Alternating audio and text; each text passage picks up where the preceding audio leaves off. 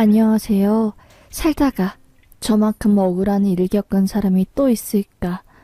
그리고 저처럼 정말 온 힘을 다해서 복수를 한 사람이 있을까 싶어서 이렇게 사연을 보내게 되었습니다. 정말 목숨 걸고 엄청난 복수를 했으니까 한번 들어봐 주세요. 저는 원래 굉장히 가난한 집안에서 태어났어요. 원래 저희 엄마는 김치 공장이라고 해야 하나요? 김치를 담그어서 파는 그런 일을 했거든요. 그게 정부 지원 사업을 받으면서 소위 승승장구하게 되었고 엄청 떼돈을 벌게 된 겁니다.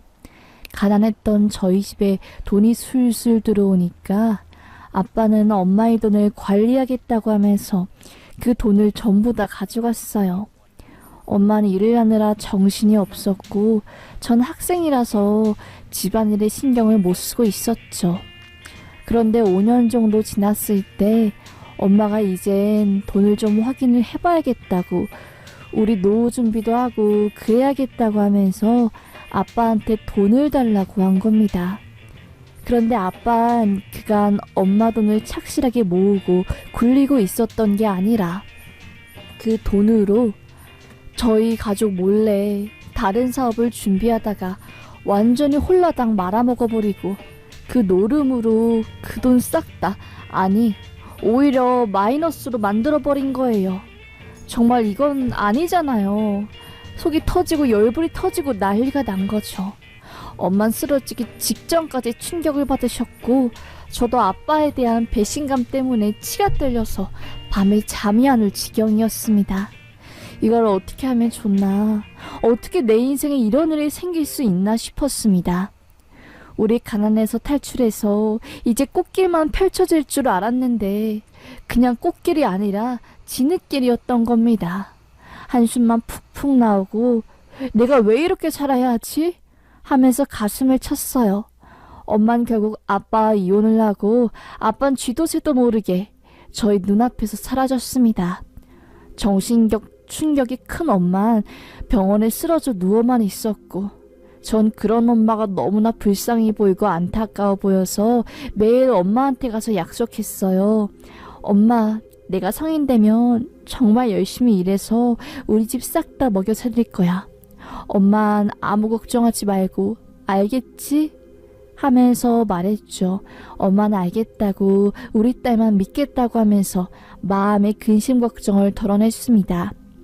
고등학교를 졸업하자마자 전 엄마와의 약속을 지키기 위해서 미친 듯이 아르바이트부터 시작해서 닥치는 대로 일을 했어요. 일단 조금 남아있는 빚을 제가 3년 만에 일을 해서 다 갚아버리고 엄마 신용을 회복시킨 다음에 저희 집을 재기시킬 그런 방법을 골똘히 고민하고 있었죠. 그런데 아무리 제가 생각을 해도 일반 회사원으로 살아선 돈을 많이 벌 수도 없을 뿐더러 답이 안 나오더라고요. 그래, 회사원으로 살아서 성공하는 건 불가능에 가깝다. 그냥 사업을 하자. 앞으로 딱 3년만 더 일해서 미천 만들고 밑바닥에서부터 한번 시작하는 거야. 그래, 하면서 마음먹었죠. 그냥 알바로 장사 미천 만들긴 힘드니까 땡볕에서 일하는 골프장 캐디 일을 했습니다. 거기서 무시도 어마어마하게 받고 다른 사람들이 저를 하대해도 저는 오직 돈만 생각하면서 꾹 버텼어요.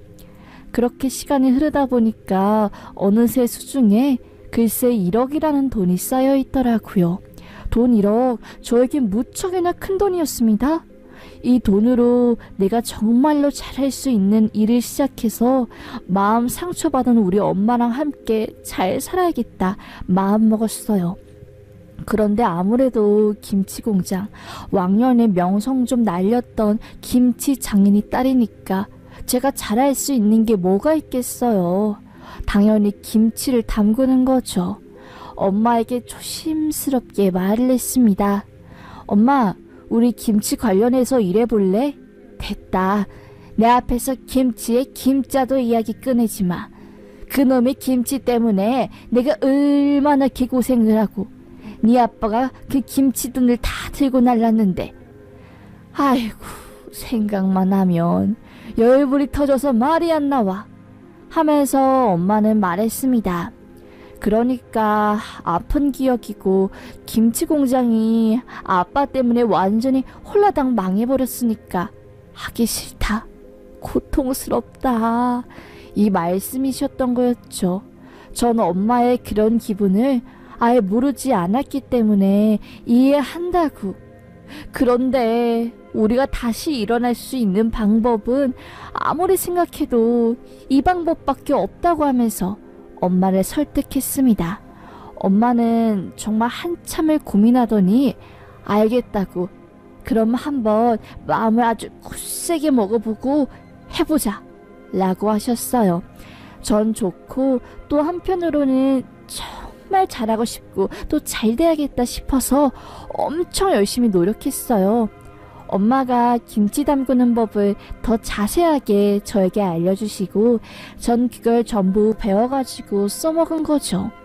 김치를 담그고 묵은지를 만들어서 김치찌개집 딱 1년을 준비했습니다. 김치도 넉넉히 만들어 놓고 그간 돈도 좀 불리고 장소도 알아보느라 1년이 훅 지났어요.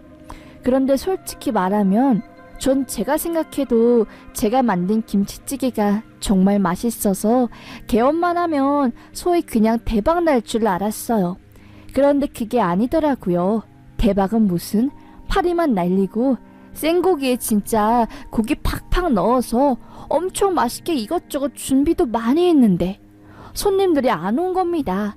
백반집도 아니고 그냥 딸랑 김치찌개만 파는데 다양하게 메뉴가 없으니까 손님들이 발길을 안 한 거죠. 전 얼마나 혼자서 스트레스가 심했겠어요.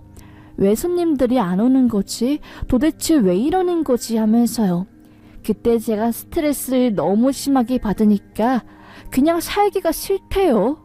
그래서 가게 문 닫으면 클럽 가고 이런저런 술집에서 남자 만나고 망나니 인생처럼 살았습니다.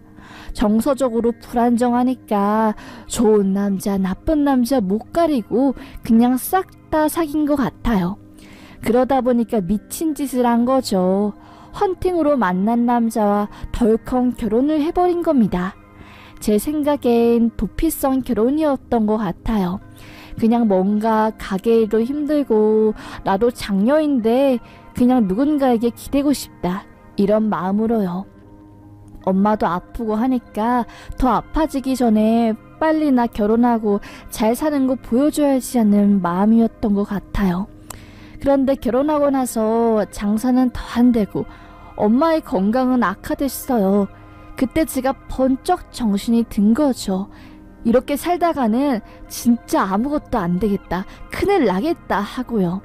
그래서 전 마음을 굳게 먹고 나 목숨 걸고 이 가게 살린다.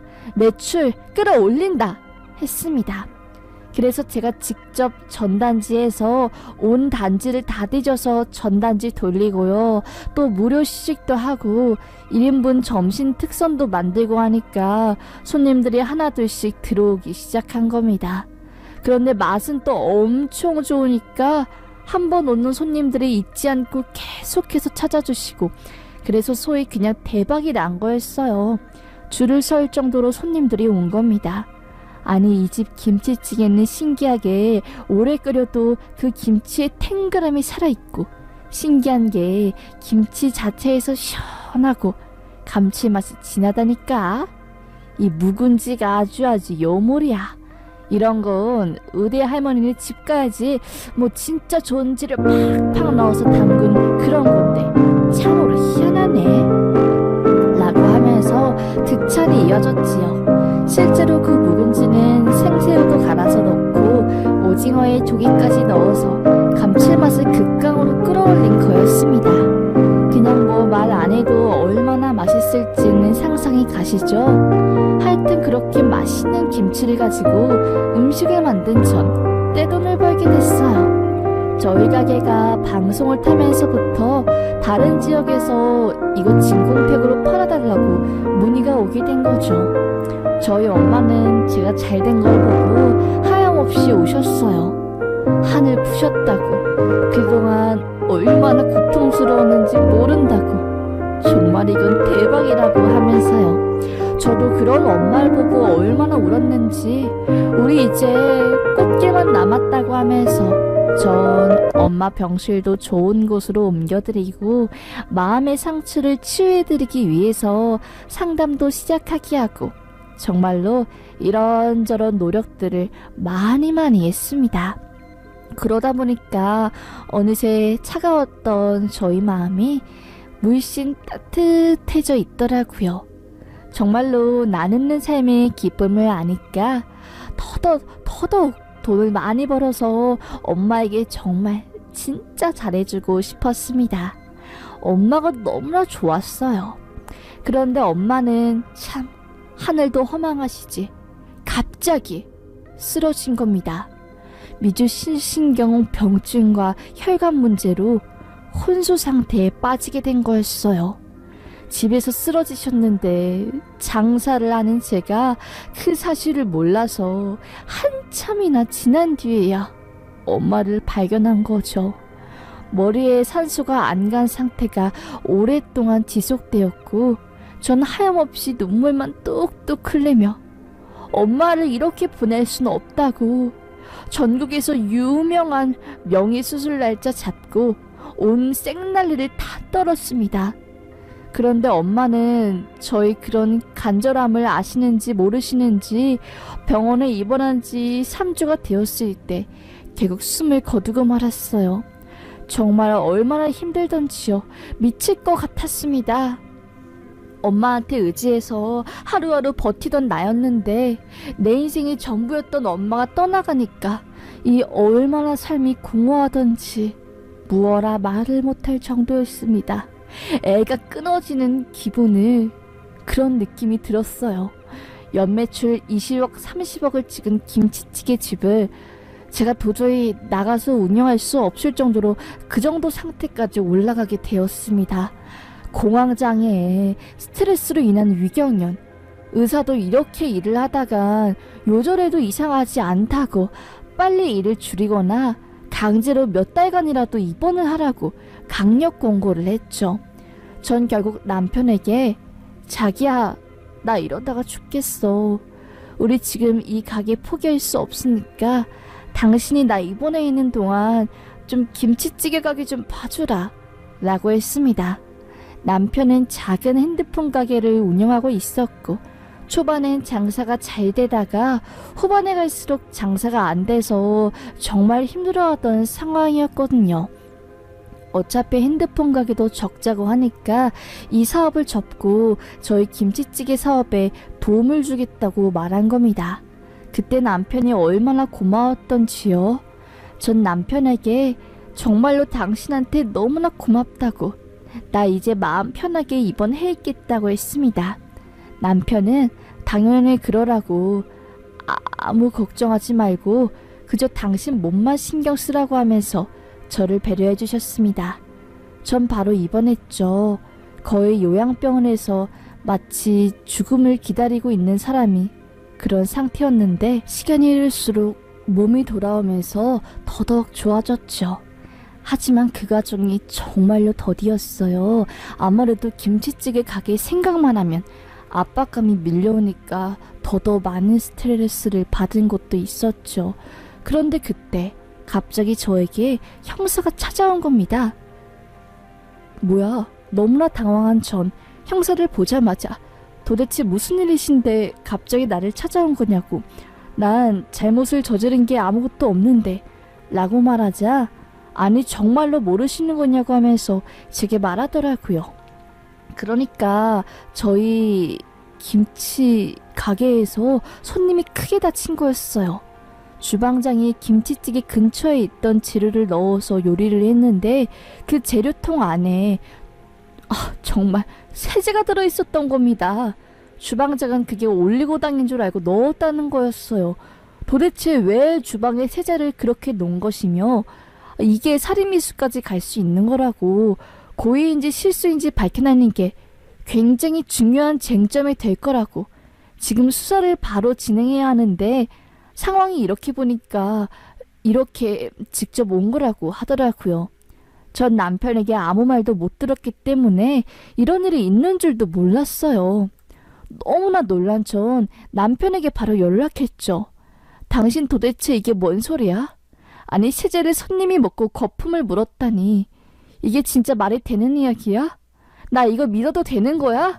아니, 이런 일이 생겼으면 나한테 말을 해야 할 거 아니야. 라고 하자 남편은 아니, 당신 아프니까 내가 말하면 더 심해질 것 같아서 내가 책임지고 조사받으려고 했지. 그런데 대표는 당신이라서 당신이 조사를 받아야 한다 해서 내가 오늘 당신한테 가서 설명하려고 했어. 라고 하는 겁니다. 전 너무나 놀랐고 아니 어떻게 이런 일이 하면서 온몸을 부들부들 떨었어요. 내 가게에서 누가 주방에 고의로 세제를 넣어둔 거냐고 하면서요. CCTV도 없고 전 충격받아서 공황장애가 더더욱 심해졌고 조사도 제대로 못 받게 되었습니다. 남편은 내가 알아서 할게 라고 하면서 이미 변호사도 구해놓은 상태이고 당신 아무 걱정 말고 나만 믿으라고 내가 다 원래 자리로 돌려놓을 테니까 하면서 저를 안심시켰습니다. 실제로 변호사가 찾아와서 어떻게 소송이 진행될 거고 대표님인 저에게 피해가 안 가겠다 하고 약속을 했죠. 남편은 이런저런 서류들을 저 대신에 처리한다고 제 인감도장이랑 신분증이랑 이런저런 것들을 가지고 갔습니다. 그렇게 전 병원에 입원해서 발작으로 하루에도 몇 번씩 경기를 일으키고 해서 재판에도 참석하지 못하고 변호사를 대신 보냈어요. 그런데 참으로 웃긴 게 그 1심에서 저에게 유죄가 떨어진 거였습니다. 말이 되나요? 아무것도 한 게 없는데 거기 직원들이 거짓 증언은 한 거였어요. 참, 사장님이 여기에다가 세제를 넣으라고 했다고요. 저는 한순간에 아무것도 안 한 사람에서 사람들을 죽이려고 한 그런 살인마가 되어 있었던 겁니다. 정말. 그 소문이 쫙 퍼지자 바로 김치찌개 집은 망해버렸어요. 징역형의 집행유예가 나왔지만 징역을 받았다는 사실에 전 정신이 아득할 정도로 정말 말도 안 되는 깊은 충격을 받게 됐고 그래서 정신이 잃었습니다. 겨우 깨어난 전 이게 어떻게 된 일이냐고 하자 남편이 갑자기 180도 변한 모습으로 나타나서 저에게 그걸 왜 나한테 물어? 나도 몰라. 그러니까 당신이 알아서 해. 나도 당신 뒤치다꺼리 하기 싫어. 김치찌개 집에서 일하는 거 싫다고 하면서 고래고래 소리를 지르고 저에게 이혼 서류 하나를 보내더라고요. 이혼하자라는 거였죠. 아니 내가 뭘 잘못했길래 갑자기 살인에다가 이혼을 당해야 하냐고 하면서 병실에서 나와서 전 가게와 대충 상황들을 알아보려 갔습니다. 알고 보니까 남편이 신우랑 함께 제 가게를 독차지하려고 이런 짓을 꾸린 거였어요.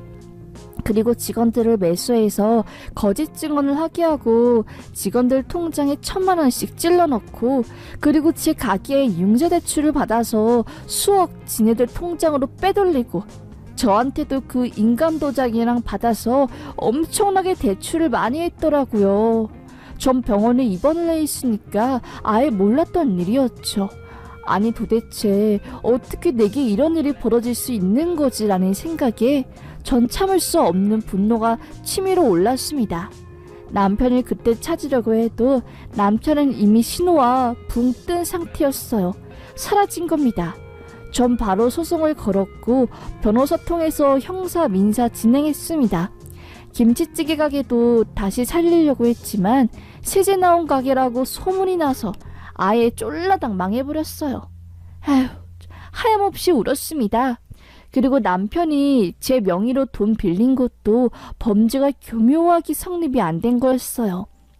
제가 인감도장을 자의적으로 넘겨줄 때부터 이미 책임은 제가 다 지게 되어 있는 걸로 그렇게 법리적 해석을 하더라고요. 이게 말이 되는 건가요? 화가 부글부글 끓어오른 전 막 하염없이 눈물만 흘리면서 파산 신청을 했습니다. 그 많은 돈을 갚을 용기도 안 났고 다시 재기할 힘도 없었어요. 정말 미친 사람처럼 시골에 내려가서 그냥 죽기 직전의 아사 상태처럼 살고 있었죠. 산 사람들처럼요. 제가 그렇게 살다 보니까 주변에서 불쌍하게 본 것인지 아가씨 왜 그러고 있어? 하면서 도움을 많이 주셨어요. 내가 아는 비료 공장이 있는데 그곳에서 한번 일해봐. 일은 고되지만 그래도 몸을 좀 움직이면 우울한 것도 없어지고 아가씨 그 상처받은 마음도 어느 정도 치유될 거야. 하면서요. 전 그 이야기를 듣고 그래 이렇게 누워있어봤자 달라진 건 아무것도 없어. 빨리 공부를 하거나 아니면 일을 해서 다시 일어나야지 라고 마음먹고 일을 시작했습니다. 그런데 한참 일을 시작할 때 법원에서 우편이 하나 날라왔더라고요. 제가 남편 통장에 압류건 거에서 2천만 원 민사소송 금액이 빠져나왔다고 하면서요. 수중에 2천만 원이란 돈이 저에게 생긴 거였죠. 그 우편을 통해서 남편과 신우의 행적을 전 추적했습니다. 그들은 제 돈을 차명 계좌로 숨겨서 1년간 섬에서 숨어 있다가 법원 출두 명령 때문에 서울에 갔다가 지금은 완전 당당하게 서울에서 살고 있다고 하더라고요. 그것도 웨딩 사업을 차명으로 진행하고 있다는 겁니다. 그들이 미친 줄 알았어요. 웨딩 사업? 진짜 어이가 없어서 말이 안 나올 지경이었죠. 한숨만 푹푹 쉬어지는 상태였어요. 그것보다 신우가 하하호호 웃으면서 지내는 게 진짜 더 싫더라고요. 내 인생의 모든 것을 바쳐서라도 복수를 해버리고 싶은 신우가 웨딩 사업으로 숭숭장구한다는 게 그걸 내 남편이 옆에서 서포트해주고 두 남매가 내 피 빨아먹고 사는 게 진짜 너무나 꼴보기 싫었습니다. 전 이 이야기를 공장 사람들에게 전했어요. 그런데 그 비료 공장 사장님 어찌나 의리가 좋던지 제 이야기를 듣자마자 그네들 미친 거 아니야? 불도저로 싹 다 밀어버려 하는 거 아니냐고. 아 참 이게 뭐야? 세상 하며 정말 역정을 내셨습니다. 전 엄청 든든했어요. 그런데 사장님은 진짜로 우리가 걔네들한테 복수를 해주자고 우리 직원이 목숨까지 포기하고 싶을 정도로 아주 너무 힘들어서 극단적으로 안 좋은 생각까지 했는데 그렇게 만든 놈들 걔네들 지금 웨딩 사업하고 잘 먹고 잘 사는 게 말이 되냐고 하면서요. 전 사장님이 그 말에 힘을 입었죠. 그런데 하늘이 도운 타이밍인 것인지 신우가 자기가 운영하는 웨딩 사업체에서 결혼을 한다고 한 겁니다. 제 아는 지인이 말을 해주었고 전 신우의 결혼 날짜에 가서 초토화를 내버릴 생각에 흥미진진했어요. 지네들도 내 사업 망쳐가지고 인생을 쫑나게 했으면 그 정도의 똑같은 대가는 가히 마땅히 받아야 한다고 생각했습니다.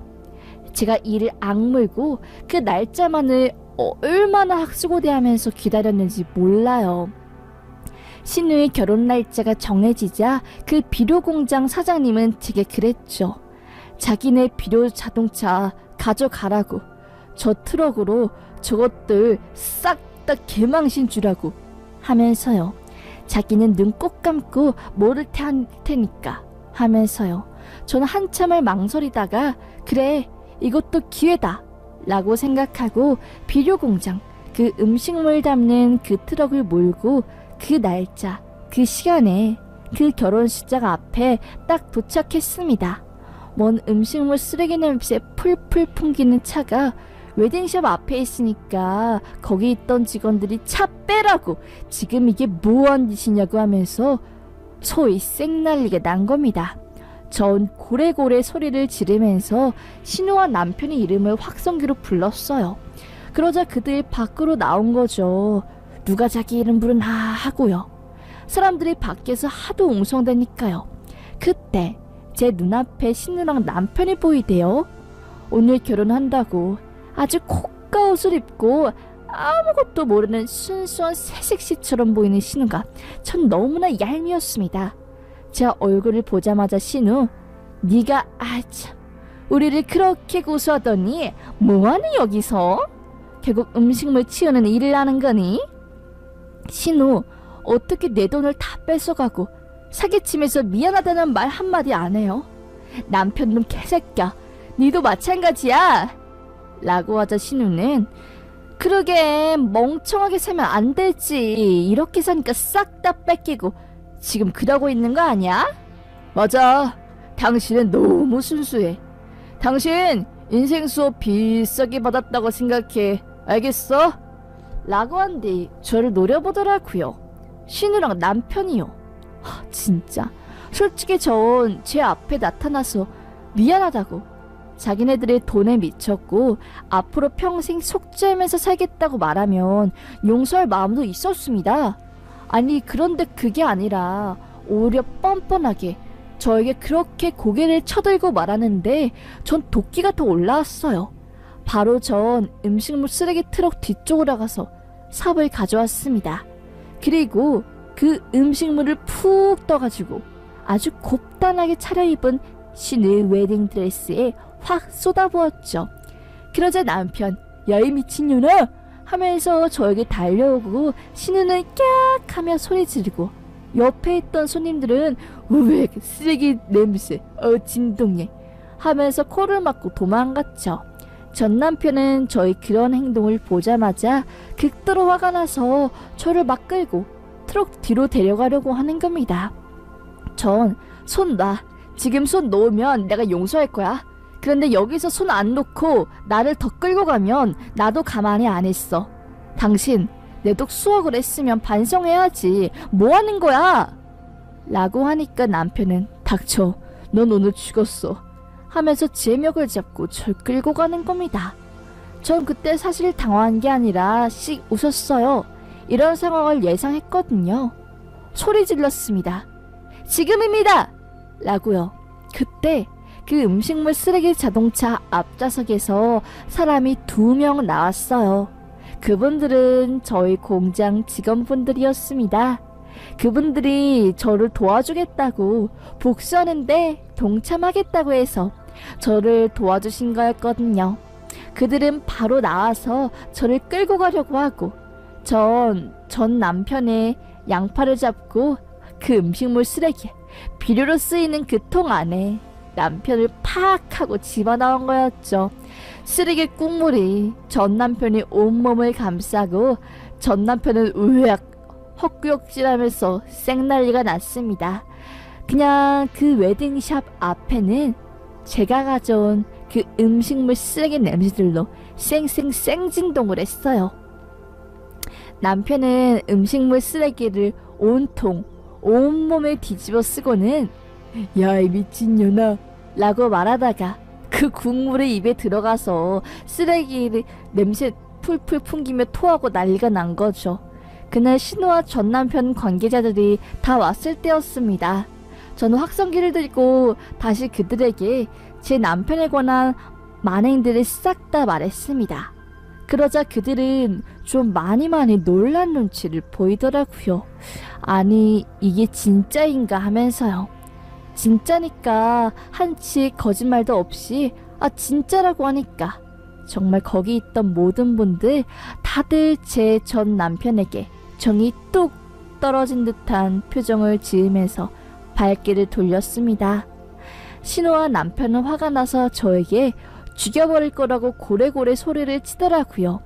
전 아직 안 끝났거든요 라고 한 뒤 전단지 뽑은 거, 그들 사기 행각이 담긴 판례를, 그 종이를 웨딩샵 안에 뿌렸습니다. 한순간에 아수라장이 된 거죠. 온몸에 쓰레기 냄새 나던 남편은 급한 대로 도로변에서 양복을 벗었는데 웃긴 게 바지를 벗다가 그 사각 팬티도 음식물 국물에 젖어서 쭉 같이 내려간 겁니다. 너무나 심해서 냄새가 진동을 하니까 급하게 벗다가 그만. 그런데 그때 아이고 길거리에서 한 유튜버들 무리가 지나간 겁니다. 생방송을 하고 있었는데 그 상황이 실시간으로, 아니 그 유튜버 방송하는 사람들 거기에 방송이 송출된 거고 거기 댓글에 난리가 났어요. 아니 저놈은 누군데 볼 것도 없고 땅콩만한 게 길거리에서 옷을 벗고 있냐고 음란죄를 신고하라 뭐 이러면서요. 실제로 그 방송을 보고 있던 사람 중에 몇 명이 경찰에 강아지도 아니고 땅콩만한 게 달린 남자가 웨딩샵 앞에서 이상한 짓 한다 라고 신고를 해서 경찰 오고 웃지도 못할 장면이 펼쳐졌습니다. 며칠간 그 영상이 인터넷에 떠돌 정도로 제 남편은 망신 중에 개망신 당하고 신우는 결국 파혼당했다고 하더라고요. 그리고 그들의 웨딩 사업 당연히 소문이 쫙 나고 예약해 있었던 신부들도 이런 곳에서는 진짜 못하겠다고 하면서 줄줄이 취소해서 그냥 아예 폭삭 망해버린 겁니다. 에휴 너무나 통쾌하더라고요. 그들 결국 지네들 사업 쫄라당 말아먹고 저에게 고소했어요. 그런데 제가 뭐 죗값 실해봤자 폭행죄? 벌금 100만원도 안 내고 그냥 넘어가게 된 거죠. 얼마나 기분이 좋았는지 몰라요. 제가 당한 만큼 그들에게 복수를 한 것 같아서 저 아직도 기분이 후련해요. 전 복수가 전부 다 끝난 후 저희 비료공장 사람들에게 찾아갔습니다. 아주 좋은 음식들 제접하면서 그분들에게 머리를 조아리며 감사의 인사를 전했어요. 다들 저희 식구들처럼 정말 통쾌하게 복수 잘했다고 하면서 박수 쳐주고 그러셨습니다. 전 비록 모은 돈을 다 잃고 뭐 보잘것 없이 이런 깡시골 비료공장에서 일을 하고 있지만 그래도 오히려 진짜 천군만마를 얻은 것처럼 세상 든든한 상태로 있습니다. 지금이 저는 전보다 훨씬 더 행복해요. 아유, 죄짓고 살지 말라고 하더니 이럴 때 쓰는 말인 것 같습니다. 그럼 제 이야기 들어주셔서 너무나 감사합니다. 그리고 만약 이 사연이 방송된다면 제가 한마디로 드리고 싶은 말씀이 있는데 이 자리를 빌려서 저를 물심양면 도와주시고 처벌이나 나중에 불이익 당할 것도 감수하고 트럭도 빌려주시고 몸소 힘 써주신 저희 비료공장, 산업체 비료공장, 주 물광 산업체 비료공장 정말 사장님 너무너무 감사합니다. 사장님 덕분에 제가 죽기 전에 눈도 못 감고 죽을 만큼 그렇게 한설린 전 남편과 신우에게 세상에 정말 다시는 못할 통쾌한 복수를 한 것 같아서 저 너무너무 아직도 고마워요. 만약에 여러분들 여러 직원들이 없었다면 저 지금쯤 이 세상 사람이 아닐 수도 있어요. 그만큼 저 힘들게 살았고 그만큼 저 정말 많이 아팠습니다. 그래도 이렇게 다 복수하고 마음 편하게 직원분들과 함께 일하니까 이제 더 이상 바랄 것도 없네요. 돈 잃어버린 건 아깝지만 정말 비싼 인생 교훈이라고 생각하고 남자 절대로 아무나 만나지 않을 겁니다. 외롭고 힘들어서 그냥 헌팅으로 남자 만나서 황급하게 결혼하다가 결국 이렇게 그지 같은 남자 만나가지고 좀 힘든 일을 많이 겪게 되었네요. 제가 이 글을 쓴 것도 제 사연 들으시는 분들 중에 외롭다고 남자 아무나 만나서 사귀다가 인생 골로 가지 마시고 그 시간에 본인 관리하면서 철저하게 자신의 인생만을 위해서 살길 바라는 마음에 이렇게 사연을 쓰게 된 겁니다. 한마디 한다는 게 너무 길어졌네요. 요즘 날씨가 갑자기 겨울로 들어간 것 같아요. 가을도 없고 아프면 큰일이니까 항상 몸 따뜻하게 하시고요. 아무리 생각해도 건강한 게 최고입니다. 저희 엄마 조금 더 건강했으면 제가 성공하고 김치찌개로 대박난 것도 잘 지켜보시고 제가 남편한테 당하지 않도록 현명하게 조언도 해주셨을 텐데요. 그게 아직도 아쉽습니다. 돈이 뭐라고 결국엔 행복해지려고 사는 건데 이 모든 것 어쩔 땐 건강하지 않는 사람 보면 부질없다고 생각하기도 합니다. 그럼 말이 길어졌는데 여기서 사연 마치겠습니다. 여러분들 너무너무 감사합니다. 너무너무 감사합니다. 너무너무 감사합니다. 너무너무 감사합니다. 너무